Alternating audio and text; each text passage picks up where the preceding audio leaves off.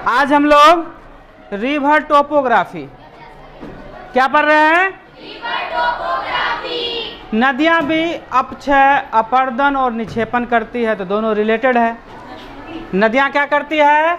अपक्षय भी करती है, हाँ अपक्षय भी करती है, अपरदन भी करती है और और निक्षेपण भी करती है। कैसे करती है उसको देखेंगे, एक बार देख लेते हैं। अपक्षय, अपरदन और निक्षेपण। अपक्षय किसे कहते हैं? चट्टानों का टूटना क्या कहलाता है? अपक्षय कहलाता है। चट्टानों का टूटना क्या कहलाता है? अपक्षय कहलाता है। चट्टानों का घिसना अपरदन कहलाता है। चट्टानों का घिसना अपरदन कहलाता है। और निक्षेपण किसे कहते हैं? अपरदन के फलस्वरूप जो गाद बनता है और जो जिस स्थान पर उगता है वहाँ। निक्षेपण उसे कहते हैं जब अपरदन होता है तो कुछ घिसता है, और जब वह घिसता है तो कहीं ना कहीं जमा होगा। जो जमा होता है उसी को क्या कहते हैं? निक्षेपण कहते हैं। और आप लोग को उदाहरण भी बताए थे, हमारे घर में ऐसा रोज दिन होता है, नहीं होता है? कैसे होता है? मसाला पीसते हैं। क्या करते हैं? मसाला पीसते हैं। उसमें तीनों प्रक्रिया होती है। पहले उसको हम क्या करते हैं? तोड़ देते हैं, तो वो क्या हो गया? अपक्षय हो गया। क्या हो गया? और फिर उसको पीसते हैं, आगे पीछे घसीटते हैं, तो क्या हो जाता है? पतला हो जाता है, अपरदन हो जाता है। क्या हो जाता है? और जब देखिएगा पीसते पीसते आगे की तरफ पीछे की तरफ जमा हो जाता है। क्या हो जाता है?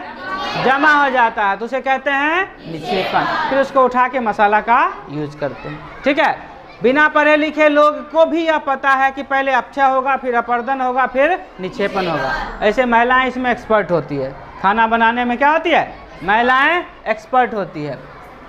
ऐसे महिलाओं का खाना बनाने का तरीका बहुत अच्छा होता है। सब्जियों को मसाला भी पीसने जाएगी तो एक अच्छा से प्लेट लेगी, उसमें थोड़ा धनिया, थोड़ा लहसुन, थोड़ा प्याज अच्छा सजा के ले जाएगी। हम लोग कैसे लिए, ऐसे डाल दिए, टमाटर कैसे काटे और डाल दिए। अब कोई शेप नहीं। जब लड़कियां काटेगी तो अच्छे से स्लाइस के रूप में सलाद काटेगी। हम लोग क्या लिए? खीरा लिए, ऐसे करकरा के खा लिए, नहीं खा लेते हैं? तो ये प्रक्रिया हमारे घर में भी होता है। किसका? अपक्षय, अपरदन और निक्षेपण का। ये तीनों प्रक्रिया होता है। उसी प्रकार से नदियां का भी अपक्षय, अपरदन और निक्षेपण होता है, वह करती है। नदियां कहाँ से निकलती है? पहाड़ों से। कहाँ से निकलती है? अधिकतर नदियां पहाड़ों से ही निकलती है। ठीक है, अधिकतर नदियां कहाँ से निकलती है? पहाड़ों से। देखिए, जब नदियां पहाड़ों से निकलती है तो जहाँ वह पहाड़ से निकलती है तो पहाड़ ऐसे ऐसे क्या रहता है? ऊपर नीचे रहता है, नहीं नीचे रहता है। तो नदियां ऐसे निकलती है, इसको भरती है, इसको तोड़ती है, काटती है, तो आगे बढ़ती, क्योंकि वहाँ पर जो होता है ढाल अधिक होता है। ढाल नदियां भी अपने उम्र में, माने कि अपने जीवन में 3 अवस्थाओं से गुजरती है। एक होता है युवा अवस्था, दूसरा होता है प्रौढ़ावस्था और तीसरा होता है वृद्धावस्था। जैसे हम लोग अभी, आप लोग अभी क्या है? युवा अवस्था में। हम लोग अभी प्रौढ़ावस्था में है, और दांत मुँह झड़ जाएगा तो कब कहाँ चले जाएंगे? वृद्धावस्था में। तो नदियां भी क्या होता है? 3 अवस्था में। जब वह निकलती है तो युवा अवस्था में। अभी आप लोग में ताकत क्षमता अधिक है, किसी से लड़ जाते हैं, टकरा जाते हैं, तोड़ देते हैं, तोड़वा लेते हैं, मुँह कान फोड़वा लेते हैं, नहीं कर लेते हैं? तो नदियाँ भी जब निकलती है तो इसको कहते हैं वितरिका। वितरिका कहते हैं, रैपिडो कहते हैं। क्या कहते हैं? रैपिडो। ये स्थिति जो होती है ऐसे ऐसे ऊपर नीचे की स्थिति क्या कहते हैं? रैपिडो। हिंदी में कहते हैं छिब्रिका। क्या कहते हैं? छिब्रिका कहा जाता है। रैपिडो को हिंदी में छिब्रिका कहते हैं। जब नदियां निकलती है तो ऐसे आकार वाला, क्योंकि थोड़ा ऊपर नीचे पहाड़ होगा ही, एक समतल तो होगा नहीं, असमतल होगा तो पहाड़ ही नहीं होगा, तो ये ऊपर नीचे होता है। उस ऊपर नीचे वाली आकृति को क्या कहा जाता है? रैपिडो या तो छिब्रिका कहते हैं। अब इससे नदियां निकलती है। तो जब नदियां निकलती है नीचे की तरफ, तो देखिएगा कभी भी हम लोग फोटो बनाते हैं तो इस प्रकार से नदियां निकलती है। 2 पहाड़ के बीच से निकलता हुआ दिखाई देता है, नहीं दिखाई देता है? तो जब भी नदियां निकलेगी तो शुरुआती दौर कैसा रहेगा? किस आकार का रहेगा? भी आकार का। किस आकार का? भी आकार का रहेगा। ठीक है, जब ये भी आकार, शुरुआती दौर रहेगा भी आकार का। जब कुछ दिन हुआ होगा तो जब ऐसे पानी चल रहा है इतना दूर, ये पानी इतना दूर चल रहा है, तो क्या करेगा? इस पहाड़ को तोड़ेगा। इस पहाड़ को तोड़ते तोड़ते और गहरा बनाएगा, लेकिन आकार क्या होगा? भी होगा। जब यह लाखों साल बीत जाएगा, करोड़ों साल बीत जाएगा, जब पानी कम हो जाएगा तब इधर तोड़ नहीं पाएंगे क्योंकि उतना पानी भरता नहीं है। और जब नहीं भरता तो इसी भाग को तोड़े, क्योंकि नदियाँ तोड़ते ही जाती है। जहाँ से पानी बहेगा ना, नाली भी बहते रहेगा, देखिएगा धीरे धीरे उसको गड्ढा करते जाता है। तो ये क्या करेगा, नीचे ये गड्ढा करेगा, और गड्ढा करते करते एक समय ऐसा आएगा कि ये सीधा हो जाएगा, कटते हुए नीचे चला जाएगा। जब सीधा हो जाता है तो उसको कहते हैं आय आकार का। क्या कहते हैं? आय आकार का घाटी जो होता है वह बहुत गहरा होता है। अभी आकार का घाटी नया होता है। जहाँ नई नदियाँ निकलती है वह किस आकार में रहेगा? भी आकार में। अगर कहेगा आय आकार की घाटी गहरी होती है, भी का आकार क्या था, कौन सा घाटी कहेंगे? आय आकार। जब सीधा हुआ कट जाता है, धीरे धीरे कटेगा। अब जैसे यहाँ कटेगा तो ये पहाड़ टूटेगा अपने, फिर इसको काट देगा, फिर इसको काट देगा, धीरे धीरे क्या होगा, ये पहाड़ धीरे धीरे कटते कटते सीधा हो जाएगा। तो वहाँ पे चढ़ना आसान नहीं होता, उतरना आसान नहीं होता, बहुत गहरा होता है, तो उसको कहते हैं आय आकार का। इतना समझ में आ गया? नदियाँ का जो जहाँ से निकलती है उसको कहते हैं उद्गम। क्या कहते हैं? उद्गम। उद्गम स्थल, जहाँ से नदियाँ निकलती है, जैसे कहा जाता है कि गंगा का उद्गम स्थल कहाँ है, तो गोमुख कहते हैं। वैसे वास्तव में गंगा का है नहीं, वो तो किसका है? भागीरथी का है, लेकिन वही आगे बन के गंगा बनती है तो हम लोग गंगा कह देते हैं। तो ये उद्गम स्थल, जहाँ से नदियाँ शुरू होती है उसको क्या कहते हैं? उद्गम स्थल। अब हमको ये तीनों चीज़ पढ़ना है कि नदियाँ कैसे करती, ये आपको बेसिक चीज़ बताया उससे संबंधित। तो नदियाँ किस प्रकार की घाटी बनाएगी? या तो भी आकार की या तो आय आकार की। बीच की भी एक घाटी होती है, थोड़ा गहरा होता है, उतना इंपॉर्टेंट नहीं होता, लेकिन ये दोनों आपको अक्सर पूछा जाता है कि भी आकार की घाटी अधिक गहरी है या आय आकार की, तो जवाब होगा आय आकार की। पहले कौन सी घाटी बनेगी, भी आकार की या आय आकार? तो पहले भी आकार। पहले पानी शुरू होगा तो भी आकार होगा, धीरे धीरे पानी बढ़ते जाएगा, नीचे तरफ काटते जाएगा, तो वह किसका रूप ले लेंगे? आय आकार का ले। इतना समझने में कोई दिक्कत? नदियाँ जब शुरू होती है तो उसको रैपिडो कहते हैं, और उस स्थान को उद्गम स्थल कहते हैं। क्या कहते हैं? उद्गम स्थल कहते हैं। नदी जब युवा अवस्था में रहता है तो काफ़ी मजबूत रहता है, काफ़ी क्या होता है? तेज तराक रहता है, ताकतवर रहता है। नदियों का जो ये ताकत जो होता है उसके ढाल पर निर्भर करता है। किस पर निर्भर करता है? ढाल इतना अधिक रहेगा, नदी का धारा उतना तेज रहेगा। ढाल जितना अधिक रहेगा, नदी का धारा उतना तेज रहेगा। जैसे कभी बांधार पर चढ़िएगा, ऐसे नीचे तरफ उतरते हैं तो चढ़ने वाला को थोड़ा लंबा दूरी करके स्लोप बनाया जाता है, और जहाँ पर चढ़ने वाला नहीं रहता, प्लेन बांध रहता है, तो वहाँ से उतरिएगा तो दौगा जाता है। ऐसे उतरते तो अंतिम में क्या हो जाते हैं? दौग जाते हैं, और नहीं दौगेंगे तो गिर जाएंगे, नहीं गिर जाते हैं ना। तो वह ढाले के कारण गति मिलता है। आप तो ऐसे ही चल रहे होते हैं, लेकिन ज़मीन जो वो पहाड़ जो है ऐसा बना हुआ ढाल है, अब इस पर से नीचे उतरिएगा तो ऑटोमेटिक आपकी गति क्या हो जाएगी? बढ़ जाएगी, बढ़ जाती है। तो नदियों का भी अधिक जितना ढाल रहेगा, गति उतनी अधिक रहेगी और उतना अधिक अपक्षय करेगी, उतना अधिक। हाँ, जितना अभी आप लोग जितना ताकतवर होंगे उतना मारपीट ज़्यादा करेंगे, ठीक है? जितना तेज रहेंगे क्लास में टॉप करेंगे, कुछ ना कुछ तो करेंगे। बेवकूफ़ है तो लड़ाई झगड़ा करेगा, मारपीट करेगा, तेज है तो दिमाग से लड़ेगा। दोनों युवा अवस्था में नेगेटिव और पॉजिटिव है। तो यह क्या कर रहा है? अपक्षय कर रहा है। कब अपक्षय होगा? जब शुरुआती एज में रहेगा, यंग एज में रहेगा। तो हम लोग भी जीवन के यंग एज में रहते हैं तो लड़ाई झगड़ा करते हैं, अभी कोई कुछ कह दिया तो भिड़ जाते हैं। लेकिन जैसे ही आपका 30 साल उम्र होगा तो भिड़ने से पहले सोचेंगे, लड़ेंगे तो क्या होगा, केस हो जाएगा, हम उसका हाथ तोड़ देंगे, मुंह फोड़ देंगे, हमरो फोड़ सकता है, तो 4 दिन स्कूल नहीं आ सकते, मुँह कान फोड़ लेके स्कूल आएंगे? नहीं आ सकते हैं। तो उस स्थिति में हमें क्या होता है? सोचना पड़ता है कि लड़ाई झगड़ा नहीं करना। लेकिन आप लोग को अभी 4 दिन स्कूल आए चाहे नहीं आए कोई फर्क नहीं पड़ता, कोई कुछ कहा तो भिड़ जाएंगे, लड़ने के लिए तैयार हो जाते हैं। तो यहाँ पर भी शुरुआती दौर में यह अपक्षय काफ़ी करता है और तोड़ फोड़ मचाता है, यहाँ तक कि पत्थरों को धकेल देता है, उसको गिरा देता है। वो पत्थर नीचे की तरफ लुढ़कता है, टकराता है, टूट जाता है। देखिएगा रेलवे ट्रैकर पर कभी पैदल चलने का मौका मिलिएगा तो लोग चलते चलते पत्थर को गोल कर देते हैं। देखिएगा उसमें थोड़ा गोलापन आ जाता है, उतना क्या कहते हैं शार्पनेस नहीं रहता है। नॉर्मल गिट्टी को उठा के देखिए, ट्रैक जहाँ पे लोग अधिकतर आता जाता है तो पैरे से चलते चलते चलते चलते वह भी एक अपरदने है, घिसा आ जाता है। क्या होता है? भोला बाबा जो शिवलिंग होता है वो तो सीमेंट वेमेंट का मैक्सिमम जगह गांव देहात में बना हुआ रहता है, पत्थर का या तो पत्थर का रहता है, लेकिन उस पर हाथ रखते हैं तो कितना चिकना होता है। रोज़ दिन उस पर पानी डालते हैं, ऐसे पोंछते हैं, डालते हैं, पोंछते हैं, डालते हैं, तो क्या हो जाता है? चिकना हो जाता है। जब हमारे घर का फर्श बनता है तो उतना चिकना नहीं रहता है जितना अभी है। क्या होता है? बार बार पोछा लगते लगते लगते लगते लगते लगते क्या हो जाता है? एकदम पूरा एकदम चिकना हो जाता है। तो यहाँ पर भी वही बात है पत्थरों पर पानी बार बार आते आते नदियार वाला पत्थर अगर इतना बड़ा भी मिलेगा तो उसका नाक मुंह पूरा गोल गाल सेप साफ रहेगा। आपको वह पूरा एकदम शार्प, जैसे पहाड़ तोड़िए उसको देखिए और नदी का कोई पत्थर निकाल के देखिए, उसमें गिट्टी भी रहेगा तो लगेगा क्या कि उस पर कोई पॉलिश मारा हुआ, रुखरा नहीं रहेगा। क्या होता है, पानी में बार बार टकरा। अर्थात अक्षय जो है वह पानी से भी हो सकता है, और उसी में खूब तेज आंधी आया, पत्थर गिर गया, टकरा के टूट गया तो हवा से भी हो सकता है। और अक्षय के दो भाग बताए थे कि भौतिक भी हो सकता है और रासायनिक भी हो सकता है, दोनों प्रकार से अक्षय होता है। तो अभी जिसकी बात कर रही है वह भौतिक विधि है, पानी से टकराना, पत्थर का अपने आपस में टकराना भौतिक, और उस पर कोई केमिकल अम्ल क्षार वगैरह डाल देते हैं उससे टूट जाता है तो वह रासायनिक विधि हो। तो भौतिक विधि और रासायनिक विधि दोनों तरह से अक्षय होता है। और जब अक्षय होता है वह किस स्थिति में, जब नदी युवा स्थिति में रहता है। किस स्थिति में रहता है, नया रहेगा, शुरुआती दौर रहेगा, ढाल से गिरेगा, टकराएगा, तोड़ेगा आगे की तरफ नदी। शुरुआती दौर में नदी कम चौड़ा रहता है क्योंकि निकलता है, लेकिन उसमें करंट जिसको कहते हैं, जल का जो प्रवाह जो रहता है वह काफ़ी तेज होता है। पहाड़ी क्षेत्रों में जैसे उत्तराखंड आ जाइएगा, पूरा पहाड़ी एरिया है, तो वहाँ जो नदियाँ निकलती है उसकी धाराएं काफ़ी तेज होती है। गिरिएगा तो बहा के लेके चल जाएगा, ज़्यादा हीरो बनिएगा, कूदने यार का सोचिएगा तो बहा के सीधे, क्योंकि दोनों तरफ पहाड़ है, टकरा देगा, कपार उपार फूट जाएगा, बस आपका भी अक्षय हो जाएगा। फूट गया तो अक्षय हो गया, फोड़ना तोड़ना तो अक्षय।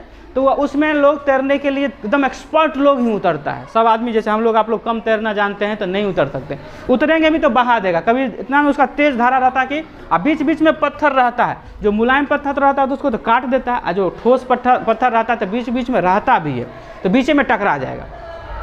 बीच में टकरा जाएगा तो कपार ऊपर फूट जाएगा, हाथ पैर टूट जाएगा, बहुत तेज धारा रहती है। तो शुरुआती की नदी जो है वह ढाल के कारण क्या होता है, वह काफ़ी तेजी के साथ आगे बढ़ता है, काफ़ी तेजी के साथ। तो अक्षय तो करता ही है, अब जब जैसे ही टूटेगा तो कुछ तो पतला कण भी निकलेगा, तो वह अपर्दन भी शुरू हो जाता है। क्या हो जाता है, अपर्दन भी शुरू हो जाता है। लेकिन मुख्य रूप से शुरुआती दौर में क्या होगा, अक्षय ही होगा, तोड़ फोड़ होगा। पहले टूटेगा, जैसे हम मसाला पीसना शुरू करते हैं तो क्या करते हैं, पहले 1 मिनट तोड़ते हैं, तो वह तोड़ने की प्रक्रिया है अक्षय। लेकिन टूटते हैं तोड़ते हैं तो उससे भी तो थोड़ा थोड़ा कण निकलता है, पतला निकलता है, तो वह अपर्दन का भाग। तो नदियाँ क्या है, देखिए ऐसे ऐसे करके निकला, आगे बढ़ रहा है, और इस बीच में जो पहाड़ आ रहा है, पत्थर आ रहा है, उसको क्या कर रहा है, तोड़ते हुए आगे बढ़ रहा है, अक्षय करते हुए आगे बढ़ रहा है। तो एक समय आएगा कि पहाड़ी एरिया से नदी निकल जाएगा, पहाड़ी एरिया से नदी क्या होगा, आगे बढ़ते हुए निकलेगा। सब दिन पहाड़ी एरिया में रहेगा नहीं, पहाड़ी एरिया से जैसे नदी निकलेगा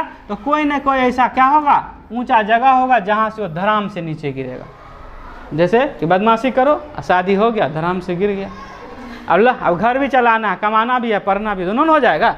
तो बदमाशी करने पर वह मतलब एक समय तक वह बदमाशी करेगा, लेकिन जैसे ही पहाड़ी एरिया ख़त्म तो एक ही बार गिरेगा।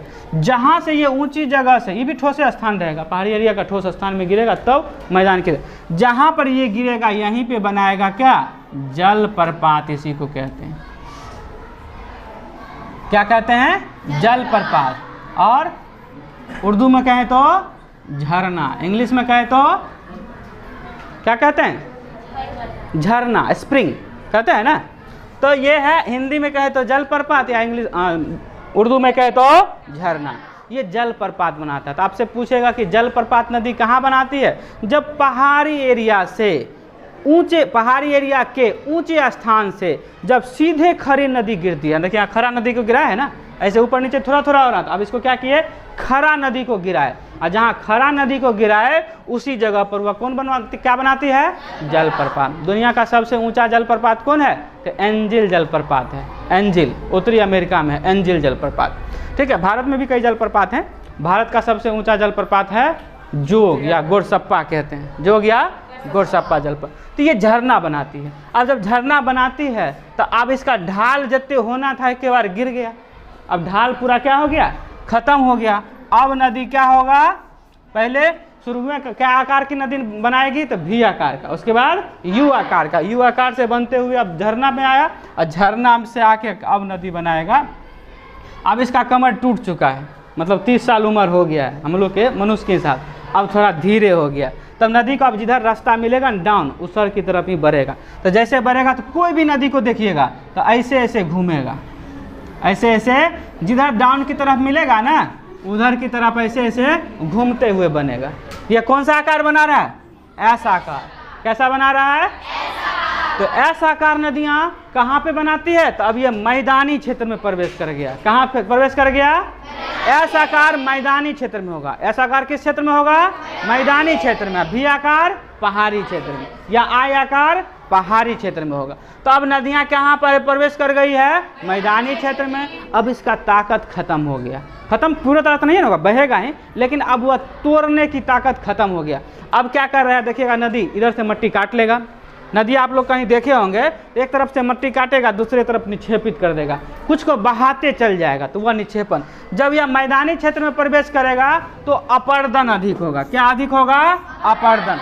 अब वह अपक्षय बंद हो जाएगा, तोड़ना फोड़ना बस। अब उसको रगड़ रगड़ के, मोटा मोटा पत्थर भी आया हुआ है उसके साथ लुढ़कते हुए आ गया है, तब वो सबको रगड़ रगड़ के पिसते जाएगा। और बालू के कण, वही ना बालू हम लोग छान कर निकालते हैं, घरूर बनाते हैं। लाल निकाले तो लाल बालू, गोला निकाले तो गोला, उजला निकाले तो वह कैसे? उजला वाला पहाड़ को तोड़ा तो उजला बालू, गोला पहाड़ को तोड़ा तो गोला बालू, लाल पहाड़ को तोड़ा तो लाल बालू।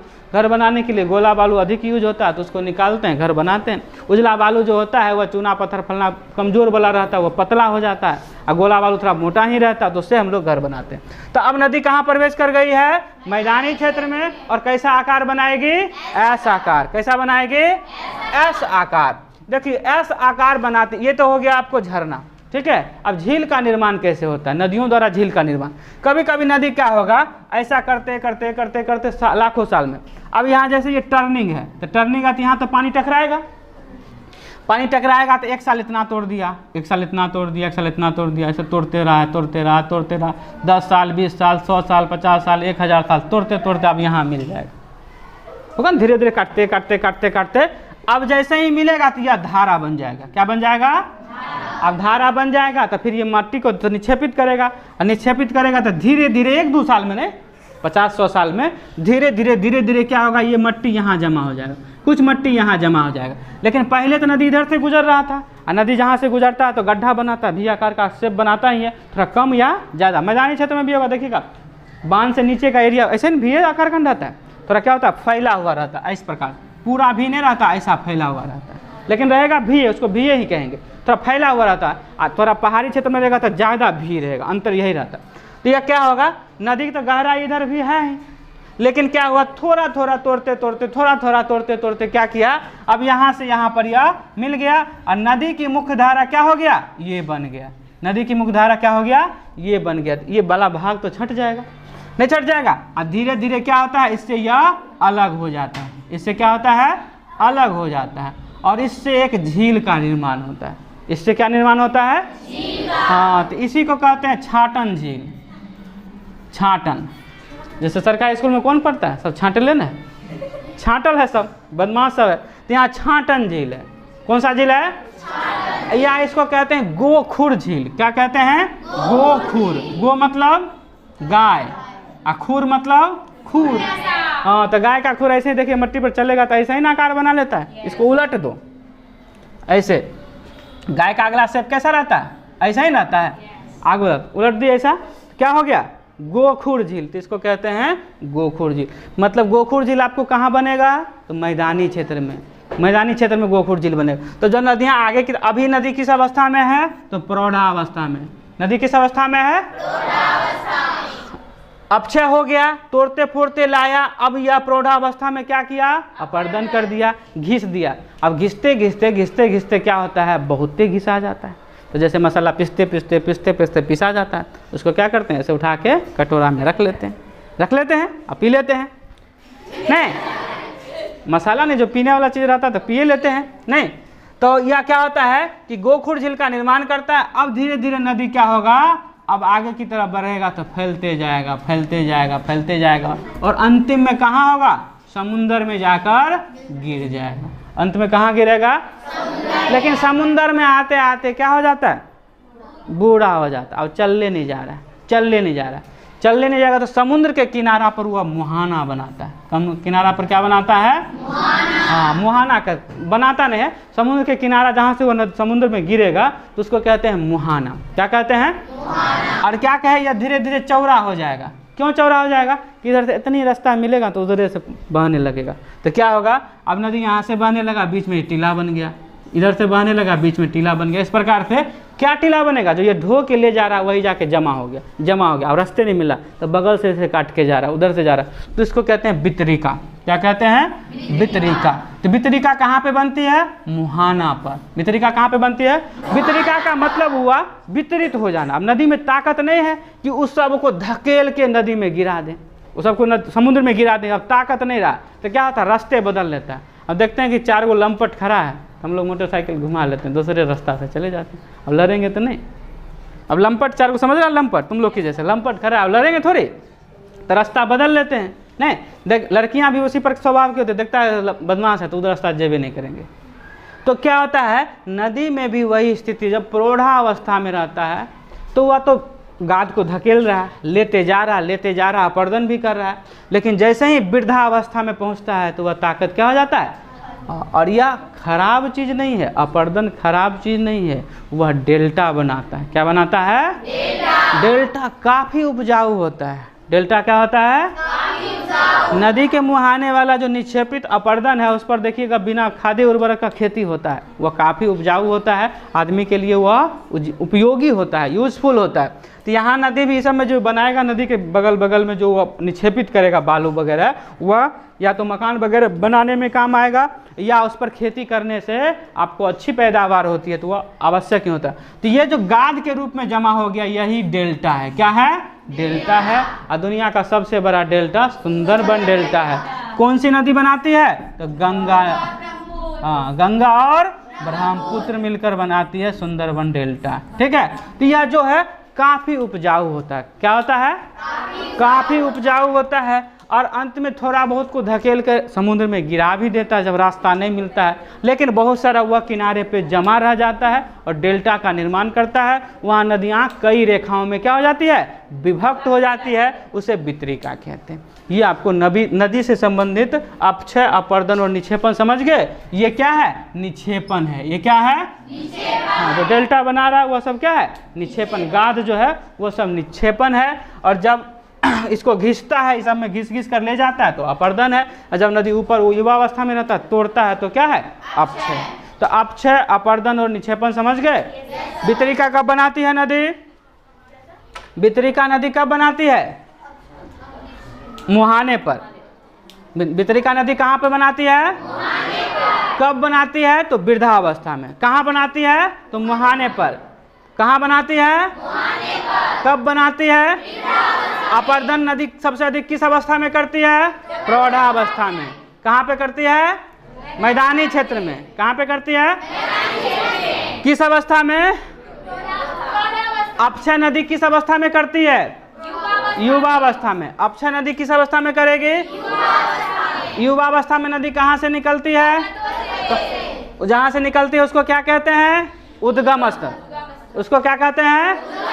जहाँ से निकलती है उस एरिया को क्या कहा जाता है? तो रैपिडो या छिबरिका। क्या कहते हैं? रैपिडो या छिबरिका कहते हैं। उसमें थोड़ा ऊंचा नीचा रहता है, फिर वह नदी का रूप लेती है। और जब नदी का रूप लेती है तो किस आकार से पहले गुजरती है? वी आकार से, और बहुत दिन होने के बाद आई आकार। वी आकार की घाटी अधिक गहरी या यू आई आकार की? आई आकार। कैलिफोर्निया में बहुत बड़ी घाटी है, अमेरिका का एक राज्य है कैलिफोर्निया, ये जो है उसको ग्रांड कैनियन के नाम से कैनियन मतलब वही घाटी हुआ, ग्रांड कैनियन के नाम से जाना जाता है। और उसमें सबसे गहरा घाटी है दुनिया का ग्रांड कैनियन, अमेरिका के कैलिफोर्निया में। ऐसे कैलिफोर्निया शब्द आया तो दो बात कैलिफोर्निया के बारे में बता देते हैं। कैलिफोर्निया में लोग इतना अमीर है कि खाली कैलिफोर्निया जो है भारत की अर्थव्यवस्था का 3 गुना से अधिक है। खाली कैलिफोर्निया, उसका एक राज्य। हमारा जैसे 100 रुपया है ना, तो उसके पास कैलिफोर्निया वाला का 300 रुपया। वहाँ बैंक में काम करने, बैंक तो है नहीं, बड़ी बड़ी कंपनियाँ हैं, बड़ा कंपनी जैसे गूगल, फेसबुक, ट्विटर, सब कैलिफोर्निया कंपनी पढ़िएगा, बड़ा कंपनी, अमेजन, ये सब मैक्सिमम बड़ी कंपनियाँ, अपोलो और क्या क्या है बहुत सारा, उतना हमको याद भी नहीं है, बहुत बड़ी टेस्ला कंपनी सब कैलिफोर्निया का है। वहाँ पर मैनेजर जो रहता है ना अपना हेलीकॉप्टर से चलता है, जैसे हम लोग अपना कार मोटरसाइकिल से चलते हैं ना, इतना अमीर है कि वहाँ पर एयर ट्रैफिक होता है। एयर ट्रैफिक, हम लोग यहाँ रोड में ट्रैफिक होता है, पटना में जाम हो जाता है, समझते वहाँ हवाई जहाज़ का रास्ता जाम हो जाता है। इतना आदमी के पास चार्टर्ड प्लेन है। चार्टर्ड प्लेन समझते हैं किसको कहते हैं? 3 से 4 आदमी बैठने वाला चार्टर प्लेन कहलाता है, प्लेन नहीं हेलीकॉप्टर कहते हैं, चार्टर्ड हेलीकॉप्टर। जैसे मुकेश अंबानी यार के पास है, तो यहाँ पे मुकेश अंबानी जैसा लोग के पास है। और कैलिफोर्निया में जितना कंपनी है उसका मैनेजर चढ़ता है, मालिक तो छोड़ दीजिए, उतना रुपया कमाता है। मैनेजर, डायरेक्टर, HOD है, सब हेलीकॉप्टर से आता है। और उसकी बिल्डिंग में हेलीकॉप्टर उतारने के बहुत सारा जगह है, 10-10, 20-20 उतार सकता है, उतनी जगह है। जैसे मुकेश अंबानी के घर पर हेलीपैड उतारने का जगह है ना, उसी प्रकार उसके पास भी है। तो कैलिफोर्निया शहर जो है भारत की अर्थव्यवस्था का तिगुना से, पूरे भारत की अर्थव्यवस्था का तिगुना है, क्योंकि वहाँ चोर नहीं है, भारत की तरफ बेईमान नहीं है। यहाँ तो सब अपने में लगा हुआ है। नौकरी हो जाता है तो लोग समझ लेता है कि अब हो गया, कोई नौकरी करे। डॉक्टर देखिए, डॉक्टरी काम नहीं करेगा, टीचर पढ़ाएगा नहीं, कोई नहीं करेगा, कोई काम ही नहीं करना चाहता। नौकरी हो गया तो कहानी खत्म। तो ये आ जाते हैं उस पर कि कैलिफोर्निया ऐसे पूरा यानी कि संपन्न शहर है इसलिए, और सबसे वहाँ पर ग्रैंड कैनियन है इसलिए इस बीच में है। तो जहाँ पर वह आई आकार का बनाता है वह सबसे गहरा ग्रैंड कैनियन कैलिफोर्निया में है। उतना गहरा और इतना चौड़ा है कि उस बीच से हेलीकॉप्टर घूमने के लिए लोग जाता है तो उस बीच से निकाल सकता है, इतना चौड़ा है, बहुत काफ़ी चौड़ा है। और आगे बढ़ते हैं, इस तीनों को समझ गए। नदी की 3 अवस्था है, युवा, प्रौढ़ा और वृद्धा। युवावस्था में नदी बहुत तेज होती है, और तेज जब होगा वो किस कारण से? ढाल के कारण। ढाल के कारण हुआ, और जहाँ नदी ऊंचे भाग से सीधा नीचे भाग पर कठोर स्थान पर गिरती है तो उसे क्या बनाती है? जलप्रपात या झरना। और दुनिया का सबसे ऊंचा जलप्रपात एंजिल जलप्रपात है। कौन सा जलप्रपात है?